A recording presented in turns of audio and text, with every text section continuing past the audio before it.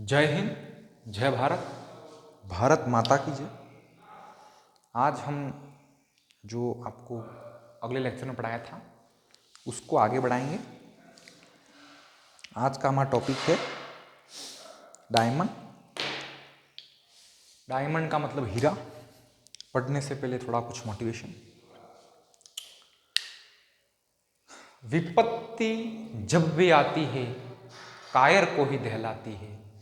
सुरमा क्षण भर न विचलित होते, क्षण भर न अपना धीरज खोते।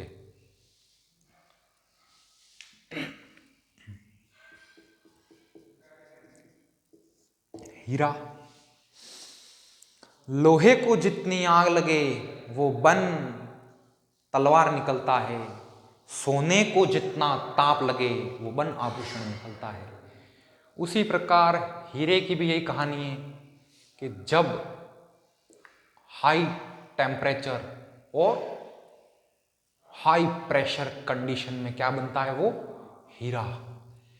तो रियल में क्या है आपका डायमंड? तो रियल में यह कार्बन है। क्या है? कार्बन। तो जैसे कि आपने पिछले लेक्चर में आपको समझाया कि कार्बन के कौन कौन से एलोट्रॉप्स होते हैं। तो कार्बन के एलोट्रॉप्स में हमने पढ़ा कि सर काजल, डायमंड, कोल, चारकोल। अब कोयला जो होता है वो भी 4 टाइप का होता है। तो जैसे कि हम समझें कि सर आपने डायमंड तो लिख दिया, अब डायमंड की विशेषता क्या होती है? तो नॉर्मली हम समझते हैं कि सर फिल्मों में देखा है हमने, एक चमकने वाली चीज़ होती है जो कि तुरंत विलेन एक छोटी सी थैली में निकालता है, देखो ये करोड़ों के हीरे हैं, और वो बहुत ही ज़्यादा चमकते हैं। तो point number 1 to be noted कि हीरे के पास क्या होती है? अपनी चमक होती है, बहुत ही चमकीला होता है, शाइनी होता है। और क्या होता है सर? हीरा दुनिया का सबसे क्या है? दुनिया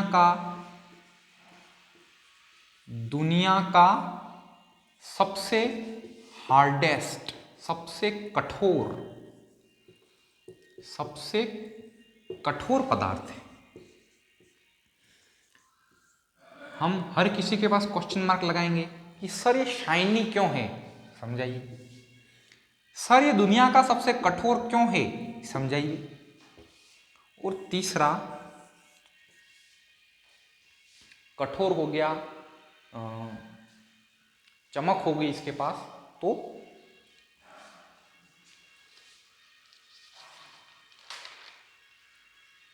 चमक, कठोरता। हाँ, तो लास्ट पॉइंट है कि यह क्या होता है? विद्युत का कुचालक। जैसे कि हमने पहले लेक्चर में पढ़ा था कि आपका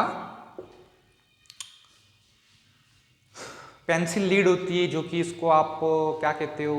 ग्रेफाइट कहते हो। तो वो क्या होता है? विद्युत का सुचालक होता है। जैसे कि पिछले लेक्चर में आपको मैंने समझाया था कि आपके जो पेंसिल का जो लीड होती है जिसको अपन ग्रेफाइट कहते हैं, वो हेक्सागोनल फॉर्म में इसकी जो संरचना होती है किस फॉर्म में होती है? हेक्सागोनल, मतलब 1 2 3 षट, जिसके पास में 6 भुजाएं हों वो। तो ये क्या लेयर दर लेयर, मतलब एक layer, second, third, fourth, fifth, second, तो ये लेयर क्या होती है? आपस में बहुत कमजोर होती है। तो एक लेयर दूसरे के ऊपर क्या फिसल के चली जाती है। इसलिए हमने पिछले लेक्चर में पढ़ा था कि यह क्या ड्राई लुब्रिकेंट के फॉर्म में यूज होता है। और हमने ये भी पढ़ा था कि एक कार्बन से कितने जुड़े होते हैं? एक कार्बन से 1 2 और 3 कार्बन जुड़े होते हैं। और जैसा कि हम जानते हैं कि कार्बन की वैलेंसी 4 होती है, एक इलेक्ट्रॉन क्या होता है? फ्री स्टेट में होता है। ये फ्री स्टेट का इलेक्ट्रॉन ही ग्रेफाइट के अंदर किसमें हेल्प करता है? Conduction of electricity. अब हम वापस अपने मुद्दे पर आते, डायमंड। तो हीरा, तो आप पूछोगे कि सर हीरे में ऐसा क्या होता है वो चमकता है? तो पहले हम हीरे की चमक को समझते हैं कि what are the reason behind a diamond shines, and even if it shines at night or in moonlight. In moonlight its shine increases. On the full moon we can say that on the time of full moon, जिसको अपन कहते हैं पूर्णिमा, पूर्णिमा के समय यह और ज्यादा अपनी चमक बिखेरता है। तो इसका कारण क्या है? तो जैसे कि हमने, आप समझते हो कि लाइट होती है, लाइट के कौन से गुण होते हैं? When a light strikes a shiny surface, it bounce back in the same medium is called reflection. कहने का मतलब, अगर कोई प्रकाश की रोशनी जब किसी माध्यम से किसी चिकनी सरफेस पे टकराती है तो क्या हो जाती है? वापस बाउंस बैक हो जाती है। एक होता है रिफ्लेक्शन, एक होता है रिफ्रैक्शन, एक होता है डिफ्रैक्शन। क्योंकि अगर अपन को चमक को समझना है तो उससे पहले हमें लाइट की टेंडेंसी समझनी होगी। भाई लाइट की टेंडेंसी क्या होती है? रिफ्लेक्शन होता है लाइट में, रिफ्रैक्शन होता है, डिफ्रैक्शन होता है। अगर प्रकाश की रोशनी किसी माध्यम, जैसे कि माध्यम ले लेते एयर, एयर से किसी शाइनी सरफेस से टकराती है तो क्या करती है? जिस एंगल से angle of incident is always equal to angle of reflection, जिस एंगल से टकराई उसी एंगल पर बाउंस बैक हो जाती है। तो बराबर सर रिफ्रैक्शन क्या होता है? रिफ्रैक्शन का मतलब, जैसे कि आप बचपन में देखते हो, जैसे कि आप ग्लास में पानी लिया, उसमें पेंसिल डालो, आपको पेंसिल किसी टेढ़ी नजर आती है।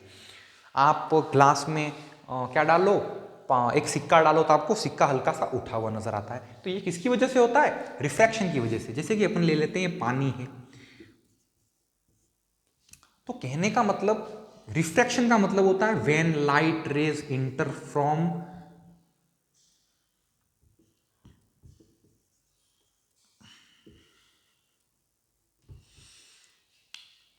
कम डेंस इलाके से ज्यादा डेंस इलाके में जब लाइट एंटर होती है तो किसी एंगल पर क्या हो जाती है? मुड़ जाती है। तो लाइट का मुड़ना, जब जैसे कि लाइट आपके एयर से किसी कांच में घुसी, एयर की डेंसिटी कम होती है, कांच की डेंसिटी ज़्यादा होती है। और एग्जांपल लो तो हवा से पानी में घुसी, उस वक्त क्या होता है? किसी एंगल पर क्या हो जाती है आपकी लाइट? किसी एंगल पर, एक एंगल, जैसे कि भाई ये आपका एयर थी, ये आपके क्या थी, क्या था? पानी था। तो किसी जैसे कि आपको पता है कि सीधी जा रही थी, तो उस वक्त तो सीधी नहीं जाएगी, वो किसी एंगल पर क्या हो जाएगी? मुड़ जाएगी। तो इसी को हम कहते हैं refraction of light.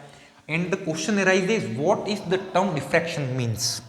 What is the term in refraction? Sir refraction का मतलब क्या होता है? देखो, जब प्रकाश की रोशनी ट्रेवल करती है, तो हम जानते हैं प्रकाश की रोशनी ट्रेवल करती है, तब अगर उसके सामने कोई ऐसा बैरियर आ जाए, ऐसा बैरियर का मतलब बिल्कुल ही पॉइंट शेप का बैरियर, अपन कह रहे हैं मॉलिक्यूल है, या फिर मॉलिक्यूल से ऐसा बड़ा ऐसा कोई पार्टिकल आ जाए, जिस पार्टिकल में इतनी क्षमता नहीं है कि वो क्या कर सके? रिफ्लेक्शन कर सके, रिफ्रैक्शन कर सके। तो क्या करेगी प्रकाश की रोशनी? उस पार्टिकल को बाउंस करके उसी डायरेक्शन में चली जाएगी।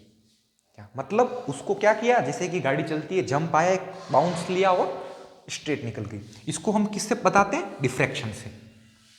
बराबर। ये तो हमने प्रकाश को समझ लिया।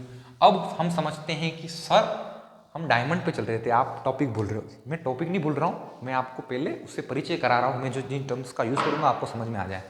तो ये आपका डायमंड है।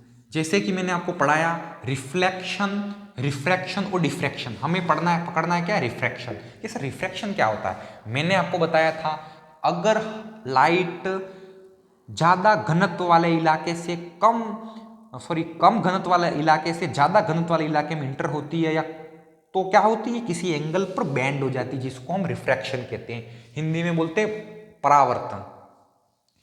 तो उसी प्रकार जब ये आपका डायमंड है, बराबर, इस डायमंड को जब आप नीचे की तरफ से देखोगे तो डायमंड आपको क्या नजर आएगा? कुछ इस फॉर्म में नजर आएगा। मतलब इस डायमंड को आपको नीचे नीचे के एंगल से देखना है। ये इसकी, तो हमारा जो डायमंड होता है उसका एंगल ऑफ रिफ्लेक्शन होता है रिफ्रैक्शन 24.3 डिग्री। सर पूछोगे सर आपने ये क्या लिख दिया? देखो इसका मतलब ये है कि आपने क्या पढ़ा, रिफ्रैक्शन पढ़ा।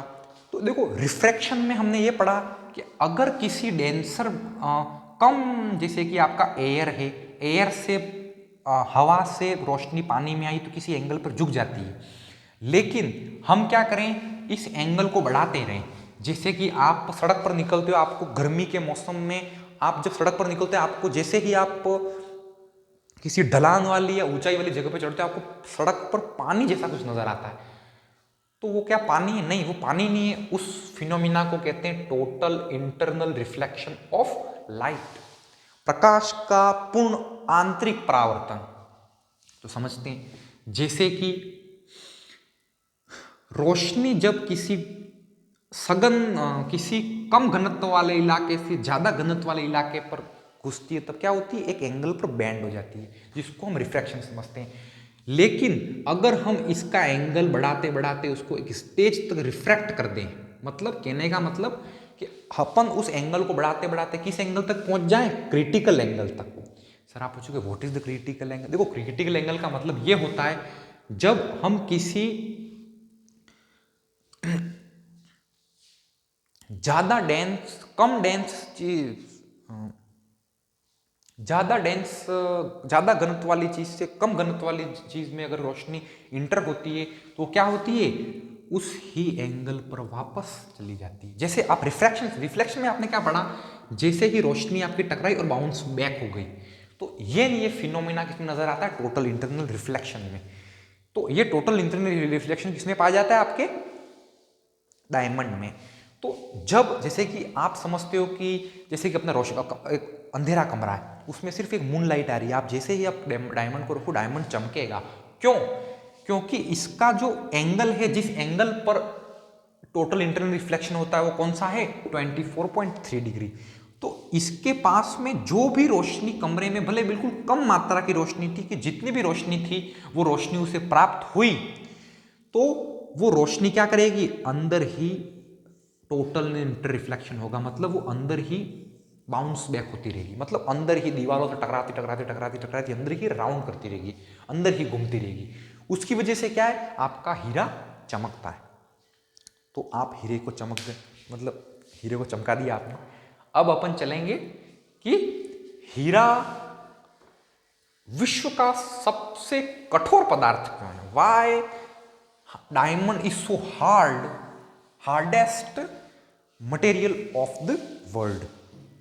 तो देखो पहले लेक्चर में हमने समझा था, एक कार्बन क्या बनाता है, टेट्रागोनल स्ट्रक्चर बनाता है। किस केस में, हाइड्रोजन के केस में, सॉरी डायमंड के केस में। ये तो किसकी संरचना बना दी अपन ने,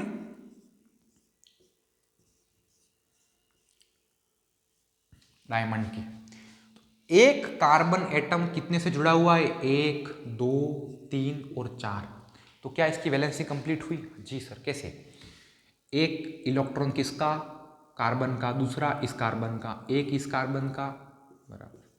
और हम जानते हैं न्यूलैंड का लॉ कहता है कि किसी भी एटम को स्टेबल होने के लिए उसके आउटर मोस्ट शेल में कितने इलेक्ट्रॉन चाहिए, 8 चाहिए। In the case of covalent bond में क्या होता है कि कोई एटम किसी से न तो इलेक्ट्रॉन ले पाता है, न दे पाने के लिए सक्षम होता है, तो वो क्या करता है, इलेक्ट्रॉन को साझा करता है। साझा कैसे करता है, एक एटम दूसरे एटम के इतना करीब आ जाता है कि जो ओरा चाहिए, जैसे ओरा का मतलब कि जैसे कि मुझे आग चाहिए, जैसे मुझे ठंड लग रही है तो मैं जैसे आग के पास जाऊंगा तो मुझे क्या ठंड से राहत मिलेगी। तो उसी प्रकार एक कार्बन का एटम, जैसे कार्बन का न्यूक्लियस है, उसको क्या चाहिए, स्टेबल होने के लिए आउटर मोस्ट सेल में 8 इलेक्ट्रॉन चाहिए, न्यूलैंड का लॉ कहता है। तो कोवेलेंट बॉन्ड में क्या होता है, तो एक एटम दूसरे एटम के इतना पास आ जाता है कि उस पड़ोसी एटम का इलेक्ट्रॉन उसको क्या कर सके, अपने क्षेत्र में ले सके, ताकि उसको जिसकी आवश्यकता है वो आवश्यकता दोनों की पूरी हो जाए, तो पार्टनरशिप कर लेते हैं, उसे हम कोवेलेंट बॉन्ड कहते हैं। तो आउटर मोस्ट शेल में कार्बन की कितने हो गए, 1 2 3 4 5 6 7 8। तो इसके पास में कोई फ्री इलेक्ट्रॉन है ही नहीं, और इन दोनों के एक एटम और दूसरे एटम के बीच में दूरी होती है 1.53 एंगस्ट्रॉम। सर पूछोगे आपने एंगस्ट्रॉम शब्द का प्रयोग किया, एंगस्ट्रॉम रोशनी को नापने के लिए प्रयोग करने वाली चीज है। और पूछो तो 1 एंगस्ट्रॉन क्या होता है, 1 angstrom is equal to 10⁻⁻10 metre. इतनी छोटी मतलब इतनी कम डिस्टेंस होती है एक कार्बन और दूसरे कार्बन के बीच में। इसकी वजह से बहुत ही हार्डेस्ट होता है और इसके पास में कोई फ्री इलेक्ट्रॉन नहीं है। इन द केस हमने इसमें पढ़ा था पेंसिल लीड के बारे में, जी उस एक कार्बन 3 से जुड़ा हुआ है, तो उसकी वजह से क्या हुआ, उसके पास में एक कार्बन फ्री है, तो सॉरी एक इलेक्ट्रॉन फ्री है, जो कि क्या किस में हेल्प करता है, कंडक्शन में। इसके पास में एक फ्री नहीं है, तो क्या नो कंडक्शन ऑफ इलेक्ट्रिसिटी इसमें। और दूसरी बात, ये दुनिया का सबसे हार्डेस्ट क्यों है, क्योंकि इसका एक कार्बन दूसरे कार्बन के बीच में जो डिस्टेंस होती है वो कितनी है, 1.53 एंगस्ट्रॉम। बहुत ज़्यादा करीब होने की वजह से इनमें बना संयोजी बंध बहुत ही मजबूत होता है। वो इतना मजबूत होता है कि उसको तोड़ना बहुत ही मुश्किल है। बराबर। अब एक लास्ट आपको समझा दिया जाए कि सर ये कार्बन बनता कैसे है, सॉरी डायमंड बनता कैसे। तो जैसे कि मैंने आपको बताया कि सोना जितना तपता है बन आभूषण निकलता है, लोहे को जितनी आग लगे बन हथियार बन तलवार निकलता है। उसी प्रकार अगर आपको डायमंड बनना है तो आपको क्या करना पड़ेगा, तपना पड़ेगा। सूरज की तरह चमकना है तो सूरज की तरह तपना होगा। तो उसी प्रकार डायमंड को क्या बनना है, कार्बन को आपको बनना है डायमंड। जैसे कि हम आपको मैं नॉर्मली पूछूं कि सर कार्बन कहाँ मिलता है, तो देखो कार्बन कहाँ मिलता है, तो हाइड्रोकार्बन्स में। हाइड्रोकार्बन जैसे कि आप हो, मैं हैं, ये पेड़ पौधे हैं। तो जब ये पेड़ पौधे फॉसिल के फॉर्म में जमीन में धंस गए, भाई जैसे कि कोई भूकंप आया, कि भाई कोई बाढ़ आई, कि जिसकी वजह से कई सारे जीव हैं, कई सारे पेड़ पौधे हैं, वो किस में चले गए, जमीन के अंदर चले गए। तो जब ये जमीन के अंदर, जैसे कि आपकी जमीन थी, पेड़ पौधे, इंसान की हड्डियां, जानवर की हड्डियां कहाँ चली गई, जमीन के अंदर। तो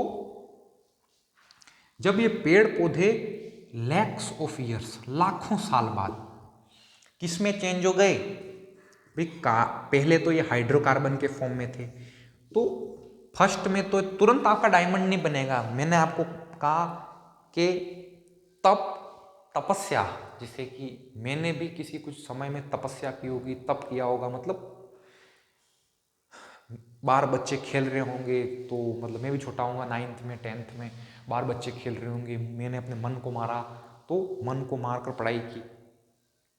तो कहने का मतलब क्या है, तप और तपस्या का मतलब ये नहीं है कि आप एक टांग ऊंची करके भगवान शंकर का, भगवान का नाम लो। देखो तप वो भी है, लेकिन एक स्टूडेंट के रूप में तप क्या है कि अपने मन की इच्छाओं को मारना और अपने समय को एक सही डायरेक्शन में लगाना।